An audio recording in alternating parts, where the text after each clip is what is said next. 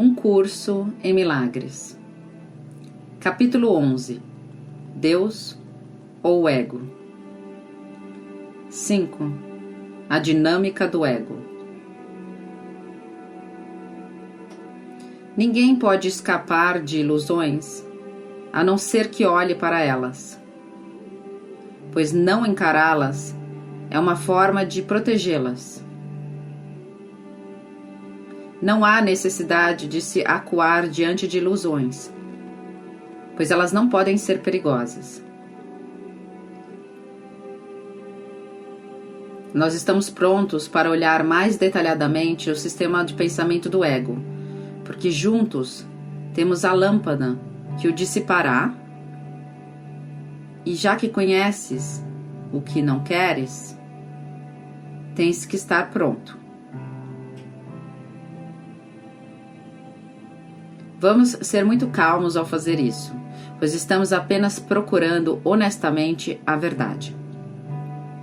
A dinâmica, entre aspas, do ego será a nossa lição por algum tempo, pois precisamos, em primeiro lugar, olhar para isso, para depois ver além, já que fizeste com que fosse real. Nós vamos desfazer esse erro juntos, em quietude, e então olhar além dele para a verdade.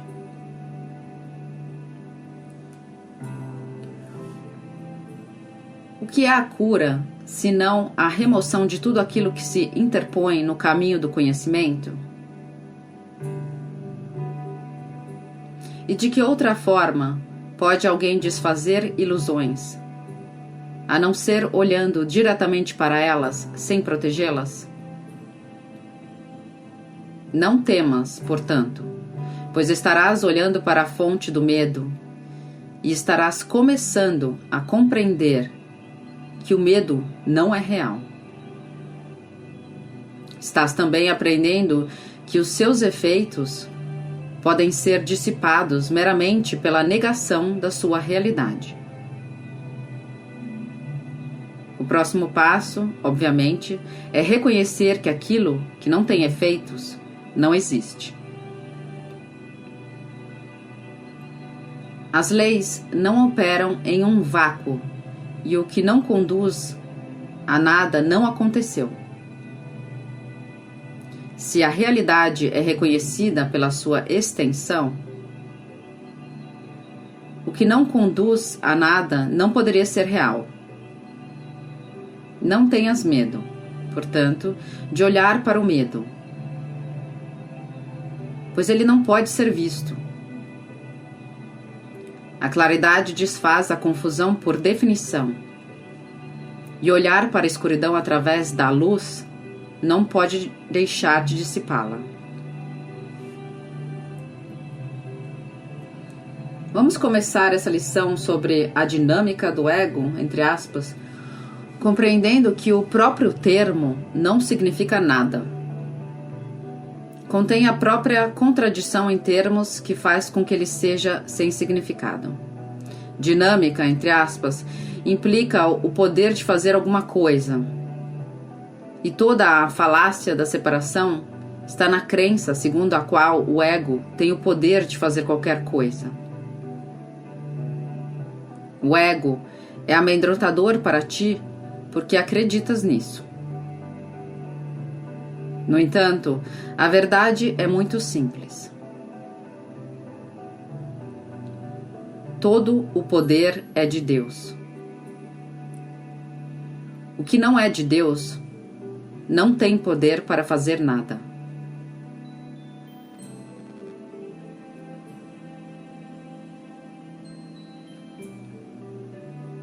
Quando olhamos para o ego, portanto, não estamos considerando dinâmica alguma, mas delusões. Podes seguramente examinar um sistema de delusões sem medo, porque ele não pode ter quaisquer efeitos se a sua fonte não é real. O medo vem a ser mais obviamente inadequado se reconheces qual é a meta do ego, que é tão claramente sem sentido que qualquer esforço ao seu favor necessariamente é gasto à toa. A meta do ego é explicitamente a autonomia egótica. Desde o início, portanto, o seu propósito é ser separado, suficiente em si mesmo e independente de qualquer poder, exceto o seu próprio. É por isso que ele é o símbolo da separação. Toda a ideia tem um propósito, e o seu propósito é sempre o resultado natural do que ela é. Tudo o que brota do ego é resultado natural da sua crença central. E o modo de desfazer esses resultados está simplesmente em reconhecer que a sua fonte não é natural, estando em desacordo com a tua verdadeira natureza. Eu disse anteriormente que exercer uma vontade contrária à de Deus é apenas a projeção de um desejo e não uma disposição real da vontade. A sua vontade é uma só, porque a extensão da sua vontade não pode deixar de ser como ela mesma. O conflito real que tu vivencias, então, se dá entre os vãos desejos do ego e a vontade de Deus, que tu compartilhas. É possível que esse conflito seja real?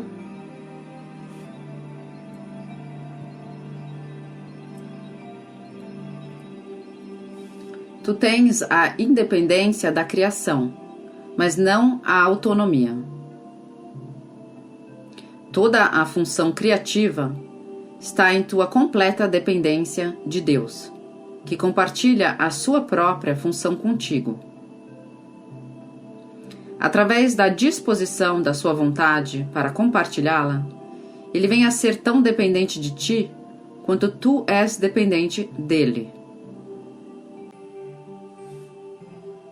Não atribuas a arrogância do ego àquele cuja vontade não é ser independente de ti. Ele te incluiu na sua autonomia. És capaz de acreditar que a autonomia tem significado a partir dele? A crença na autonomia do ego está te custando o conhecimento da tua dependência de Deus, na qual está a tua liberdade. O ego vê toda a dependência como uma ameaça e distorceu até mesmo a tua saudade de Deus em um meio de se estabelecer. Mas não te deixes enganar pela sua interpretação do teu conflito.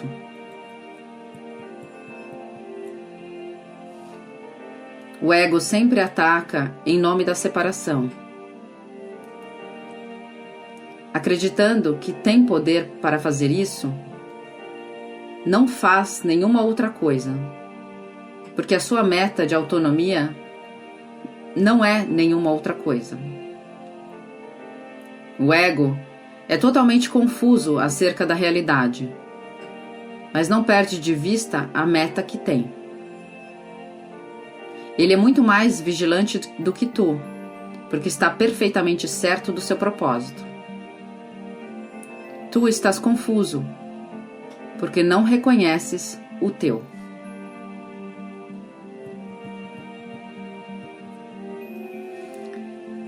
Tens que reconhecer que a última coisa que o ego deseja que tu te des conta é que tens medo dele.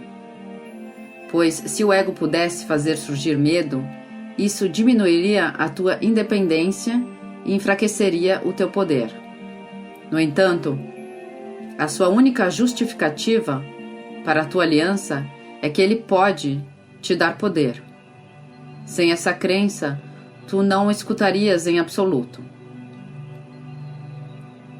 Como é possível, então, que a sua existência continue se reconheces que aceitá-lo estás te fazendo pequeno e te privando do poder?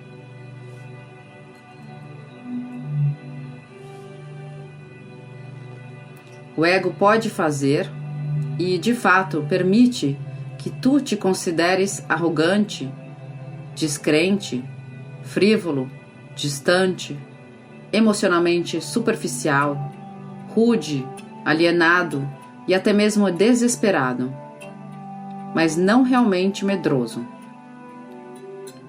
Minimizar o medo, mas não desfazê-lo.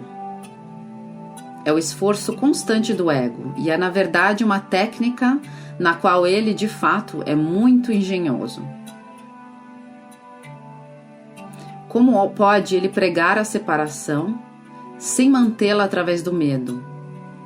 E tu escutarias se reconhecesses que é isso o que ele está fazendo?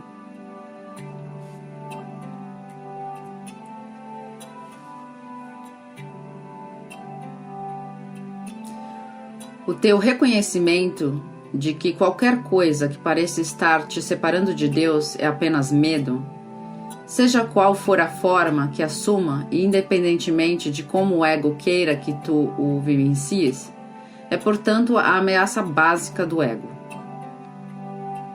O seu sonho de autonomia é balançado em seus fundamentos com essa consciência. Pois, embora possas conviver com uma ideia falsa de independência, não vais acreditar o custo do medo se o reconheceres. Entretanto, esse é o custo e o ego não pode minimizá-lo.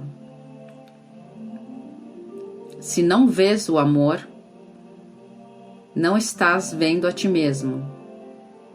E tens que ter medo da irrealidade, porque negaste a ti mesmo. Acreditando que tiveste sucesso ao agredir a verdade, estás acreditando que o ataque tem poder. Muito simplesmente, então, vieste a ter medo de ti mesmo. E ninguém quer achar aquilo que acredita que iria destruí-lo.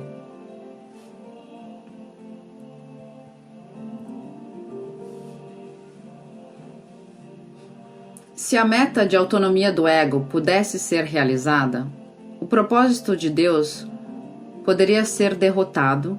Isso é impossível. Só aprendendo o que é o medo, podes finalmente aprender a distinguir o possível do impossível e o falso do verdadeiro. De acordo com o ensinamento do ego, a sua meta pode ser realizada e o propósito de Deus não. De acordo com o ensinamento do Espírito Santo, só o propósito de Deus pode ser realizado e já está realizado. Deus é tão dependente de ti quanto tu dependes dele, porque a sua autonomia abrange a tua e é, portanto, incompleta sem ela. Tu só podes estabelecer a tua autonomia identificando-te com ele e cumprindo a tua função, assim como ela existe na verdade. O ego acredita que realizar a sua meta é felicidade. Mas te é dado conhecer que a função de Deus é a tua e que a felicidade não pode ser achada à parte da vontade conjunta de ambos. Reconhece apenas que a meta do ego, que tens perseguido tão diligentemente, te trouxe apenas medo e passa a ser difícil afirmar que medo é felicidade. Sustentado pelo medo, isso é o que o ego quer que acredites. No entanto, o Filho de Deus não é insano e não pode acreditar nisso. Deixa que ele apenas reconheça isso e não irá aceitá-lo. Pois só o insano escolheria o medo em lugar do amor, e só o insano poderia acreditar que se pode ganhar o amor através do ataque. Mas os sãos reconhecem que só o ataque poderia produzir medo, do qual o amor de Deus os protege completamente.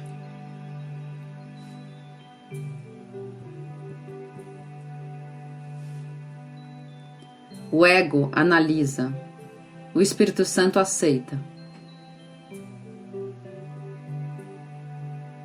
A apreciação da integridade vem somente através da aceitação, pois analisar significa quebrar ou separar. A tentativa de compreender a totalidade, quebrando-a, é claramente a abordagem contraditória a todas as coisas, que é característica do ego. O ego acredita que o poder, a compreensão e a verdade estão na separação, e para estabelecer essa crença, ele tem que atacar. Sem a consciência de que essa crença não pode ser estabelecida, e com a convicção de que a separação é a salvação, o ego ataca tudo aquilo que percebe, quebrando tudo em pequenas partes, desconectadas, sem relações significativas entre si, e, portanto, sem significado. O ego sempre substituirá o significado pelo caos, pois se a separação é salvação, a harmonia é a ameaça.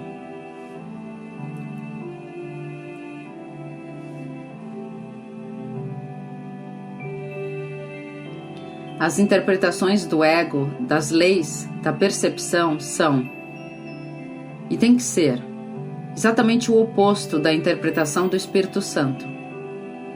O ego focaliza o erro e não vê a verdade. Ele faz com que todo o equívoco se perceba e seja real, e com o raciocínio circular, que lhe é característico, conclui que, devido ao equívoco, a verdade consistente não pode deixar de ser sem significado. O próximo passo, então, é óbvio. Se a verdade consistente não tem significado, a inconsistência tem que ser verdadeira. Mantendo o erro em mente de forma clara e protegendo aquilo que tornou real, o ego procede ao próximo passo de seu sistema de pensamento. O erro é real e a verdade é um erro.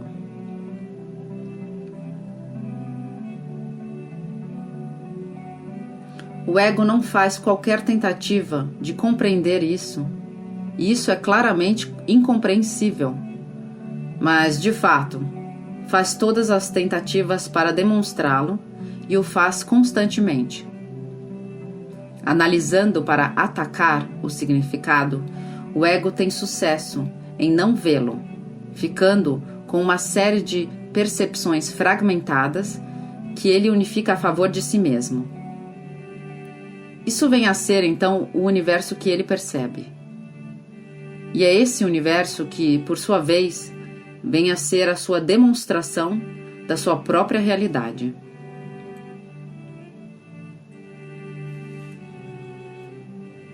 Não subestimes o apelo das demonstrações do ego para aqueles que querem escutar. A percepção seletiva escolhe cuidadosamente as suas testemunhas, e as suas testemunhas são consistentes. O processo a favor da insanidade é forte para o insano, pois o raciocínio termina com o seu começo e nenhum sistema de pensamento transcende a própria fonte. Entretanto, um raciocínio sem significado nada pode demonstrar, e aqueles a quem ele convence não podem deixar de estar iludidos. É possível o ego ensinar verdadeiramente quando não vê a verdade? É possível ele perceber aquilo que tem negado? As suas testemunhas de fato comprovam a sua negação, mas não o que foi negado. O ego olha diretamente para o Pai e não o vê, pois tem negado ao seu filho. Tu queres lembrar-te do teu Pai?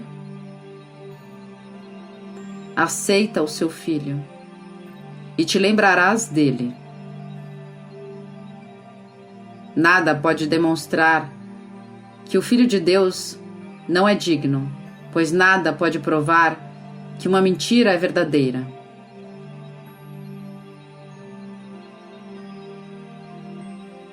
O que vês no Filho de Deus através dos olhos do ego é uma demonstração de que o seu filho não existe.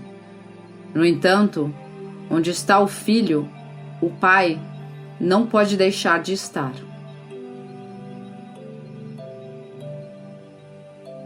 Aceita o que Deus não nega, e a sua verdade será demonstrada. As testemunhas de Deus estão na sua luz e contemplam o que Ele criou. O seu silêncio é o sinal de que elas contemplaram o Filho de Deus e na presença de Cristo nada precisam demonstrar, pois Cristo lhes fala de si mesmo e do seu Pai. Elas estão silenciosas porque Cristo lhes fala e são as suas palavras que proferem.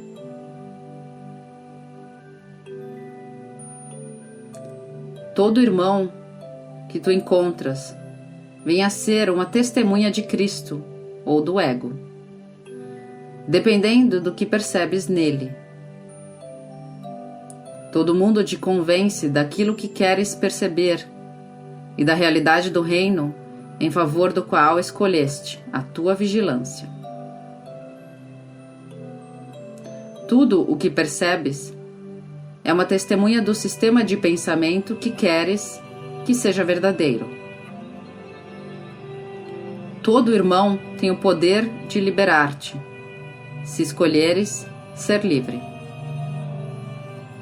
Tu não podes aceitar um falso testemunho dele, a não ser que tenhas evocado falsos testemunhos contra ele. Se ele não te fala de Cristo, não lhe falaste de Cristo. Tu ouves apenas a tua própria voz, e se Cristo fala através de ti, tu o ouvirás.